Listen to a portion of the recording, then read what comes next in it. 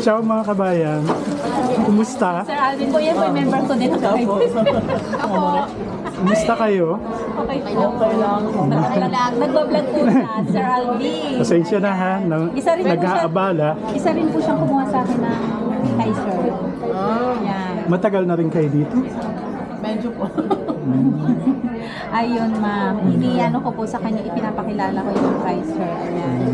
And then ito po, kasi kung... Mamaya na lang. Hindi ako makakonsentrate. Eh kay ma'am lang may tatanong na ako. Yes po, sir. Anong pwede mong ibigay na sabihin anong masasabi mo sa mga kababayan natin na mga nagtatrabaho dito? Huwag pong sayangin ang panahon na nandito kayo sa ibang bansa. So isipin niyo po yung sarili niyo kasi lahat ay tatanda. Lahat tayo, dati ng panahon, papalitan tayo ng ating employer. So dapat ready kayo. Ready kayo pag uwi ng Pilipinas na meron kayo naipon, na-save.